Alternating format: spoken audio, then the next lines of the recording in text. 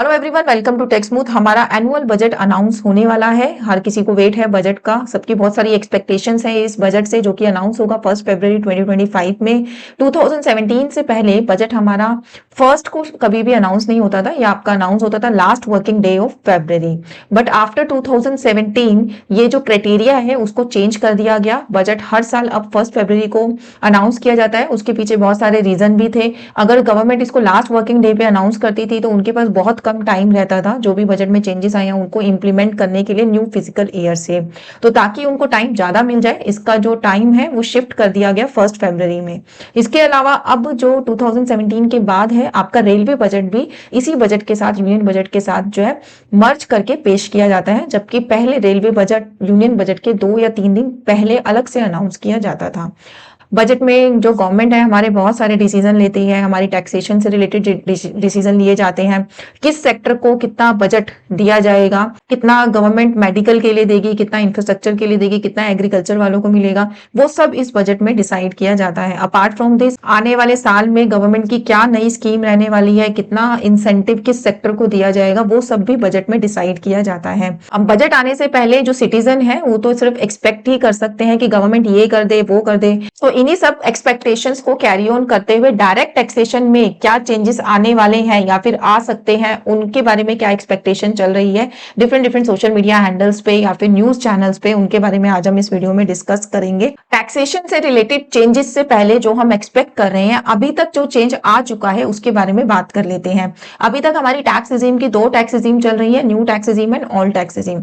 Old tax regime में अगर आपने देखा होगा तो लास्ट 2 इयर्स के बजट से कोई भी चेंजेस नहीं किए गए हैं। जितने भी चेंजेस आ रहे हैं हमारे न्यू टैक्स रिजीम में आ रहे हैं, जिससे ये पता लग रहा है कि गवर्नमेंट का पूरा फोकस जो है न्यू टैक्स रिजीम पे है।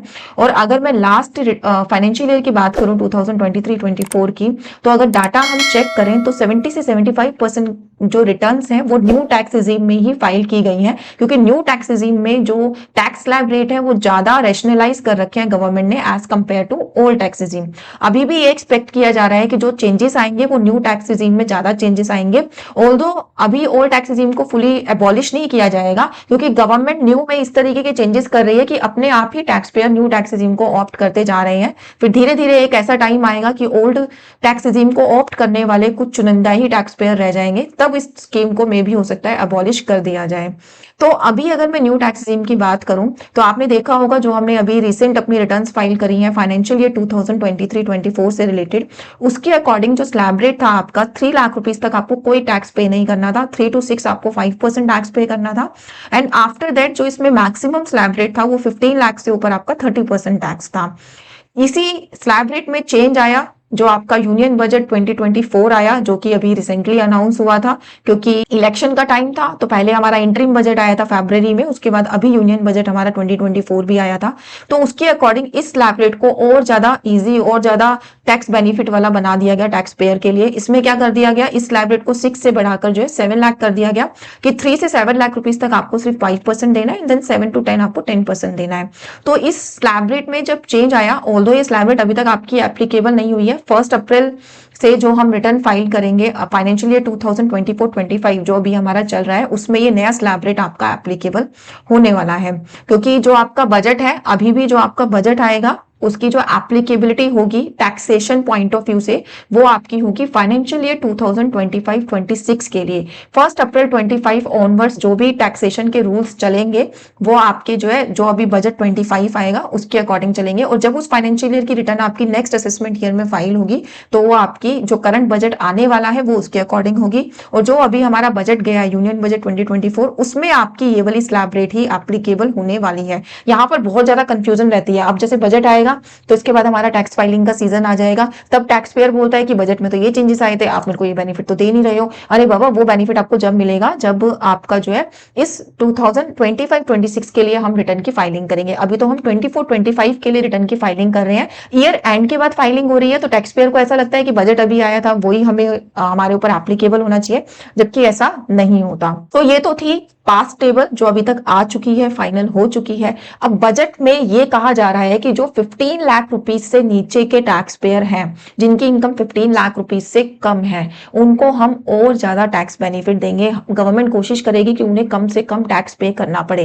ये कैसे हो सकता है? बहुत सारे पैरामीटर्स हैं, देखिए गवर्नमेंट के हाथ में। तो यहाँ पर 2-3 चीजें कही जा रही हैं कि जो ये 7 लाख रुपीज तक आपको 5% टैक्स पे करना पड़ रहा है, मे भी हो सकता है कि आपकी स्लैब रेट ही गवर्नमेंट 7 लाख रुपीज से स्टार्ट करे कि 7 लाख रुपीज से पहले की इनकम पे आपको कोई टैक्स पे नहीं करना, देन 7 to 10 आपको 5% पे करना है, 10 to 15 आपको 10% पे करना है, जिससे क्या होगा, आपकी स्लैब रेट कम हो जाएगी तो आपको टैक्स कम से कम पे करना होगा। इसके अलावा एक सजेशन ये भी मिल रहा है कि जो हायर एजुकेशन सेस हम लोग पे करते हैं फाइनल अपनी टैक्स कैलकुलेशन के ऊपर, 4% का जो हम एजुकेशन सेस पे करते हैं, 15 लाख रुपीज तक की इनकम से बिलो जो टैक्स पेयर है उनके लिए वो अबॉलिश कर दिया जाएगा। तो जो 4% एक्स्ट्रा टैक्स उनको पे करना पड़ रहा था, अब मे बी ना करना पड़े। 15 लाख से ऊपर की इनकम पर जो है ये रहेगा एजुकेशन सेस, उससे कम की इनकम पे ये एक्सपेक्ट किया जा रहा है कि गवर्नमेंट ऐसा कोई रूल लाए कि इसको हटा दिया जाए। मतलब पूरा फोकस अभी जो गवर्नमेंट का है वो है 15 लाख से बिलो टैक्स पेयर्स की इनकम के ऊपर, कि उनको कम से कम टैक्स पे करना पड़े। Apart from this standard deduction, जो ओल्ड टैक्स रिजीम में हमारी स्टैंडर्ड डिडक्शन हमें मिलती है 50,000 की, और न्यू टैक्स रिजीम में standard deduction salary tax payers के लिए 75,000 की मिलती है। ये चेंज भी हमारा लेटेस्ट यूनियन बजट 2024 में आया था। तो इसको भी सोचा जा रहा है कि मे बी हो सकता है अगर स्लैब रेट में कंसेशन नहीं देगी गवर्नमेंट, तो हो सकता है स्लैब इस स्टैंडर्ड डिडक्शन को ही बढ़ा दिया जाए। ओल्ड वालों के लिए 50 से 75 कर दिया जाए, तो न्यू वालों के लिए 75 से 1 लाख रुपीज तक भी हो सकती है। इसके अलावा जो आपकी एटीसी की रिडक्शन मिल रही है ओल्ड टैक्स रिजीम में, ये सोचा जा रहा है कि अगर ओल्ड टैक्स रिजीम से रिलेटेड कोई प्रोविजन आएगा इस बजट में, तो यही आना चाहिए कि जो डिडक्शन 1.5 लाख रुपए की आपको एटीसी में मिल रही थी, वो बढ़ाकर 2.5 लाख रुपए कर दी जाएगी। Apart from this home loan की रिडक्शन तो बहुत सारे टैक्स पेयर्स क्लेम करते हैं, जो आप इंटरेस्ट पे करते हैं होम लोन के ऊपर, उसमें अभी हमारा 2 लाख रुपीज तक के इंटरेस्ट की आपको डिडक्शन मिल जाती है। बट कमिंग बजट से ये एक्सपेक्ट किया जा रहा है कि इस 2 लाख रुपीज की जो रिबेट है उसको वो बढ़ाकर 3 लाख रुपीज कर दे।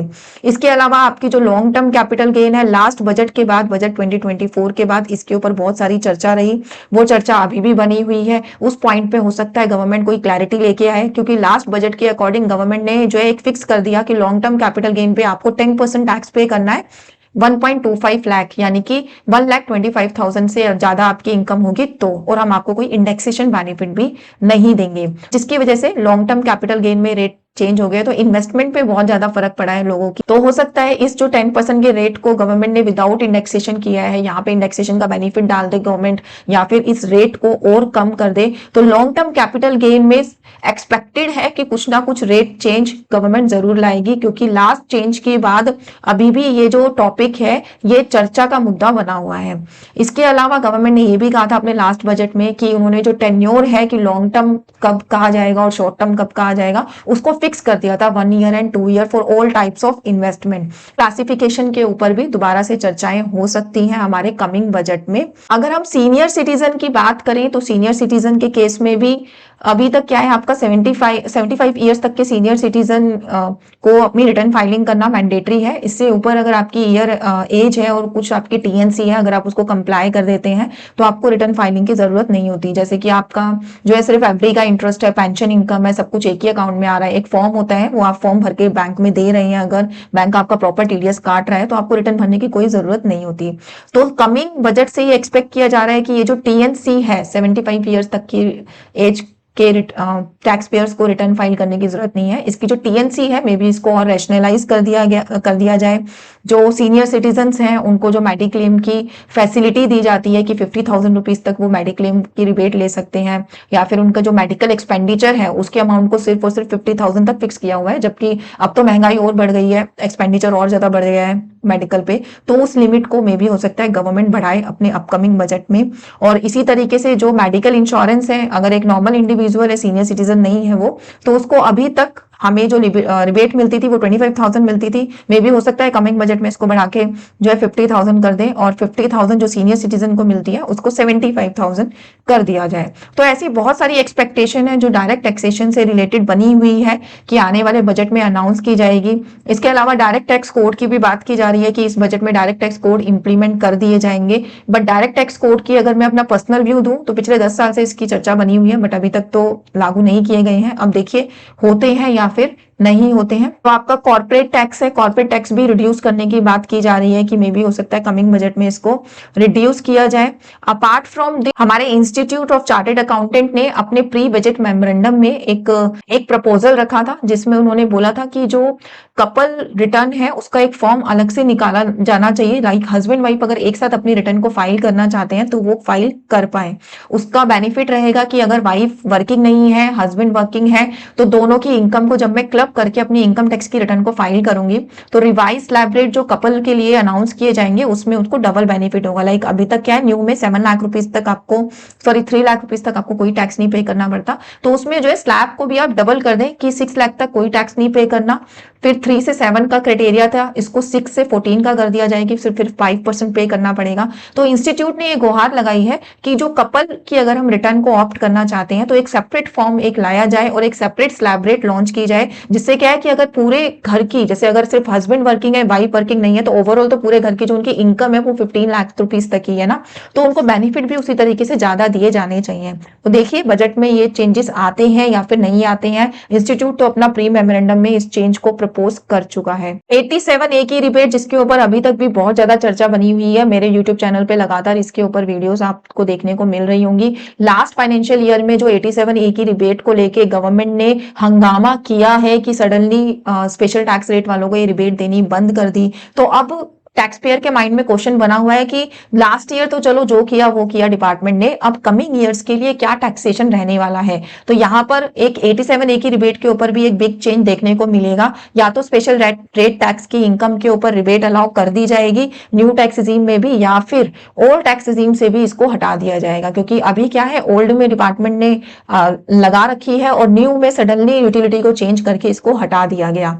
तो इसके ऊपर भी एक हम जो है फाइनल क्रक्स देखने को मिलेगा हमें कमिंग बजट के अंदर। न्यू टैक्स रिजीम में जो स्लैब रेट के चेंजेस के बारे में मैंने बात कही अभी, उसमें कुछ इस तरीके के चेंजेस निकल के आ सकते हैं कि अभी आपको 3 से 7 लाख रुपीज के ऊपर 5% टैक्स पे करना होता है, 3 लाख रुपीज तक आपको कोई टैक्स पे नहीं करना होता। तो रिवाइज जो टैक्सेशन आएगा जो बजट में, उसमें हो सकता है कि 5 लाख रुपीज तक आपको कोई टैक्स पे ना करना पड़े, 5 से 7 लाख रुपीज की इनकम पे आपको 5% टैक्स पे करना हो, देन 7 to 10 के बीच में आपको जो है 10% टैक्स पे करना हो। तो ये जो स्लैब रेट में जब कभी चेंज आएगा अगर, तो इससे आपको जो है ओवरऑल जिनकी इनकम 15 लाख रुपीज से कम है उनको 1,40,000 टैक्स पे करना पड़ रहा था, इस रिवाइज टेबल की वजह से उनको वही टैक्स 1,30,000 पे करना होगा। तो इसी तरीके के अगर गवर्नमेंट छोटे छोटे भी रिलैक्सेशन अगर एक टैक्स पेयर को दे दे तो एक मिडल मैन के हाथ में ज्यादा से ज्यादा पैसा होल्ड हो पाएगा। तो ये छोटी छोटी एक्सपेक्टेशंस थी जो मैंने आपसे डिस्कस करी डिफरेंट सोशल मीडिया हैंडल्स पे, जो भी हमारे टैक्स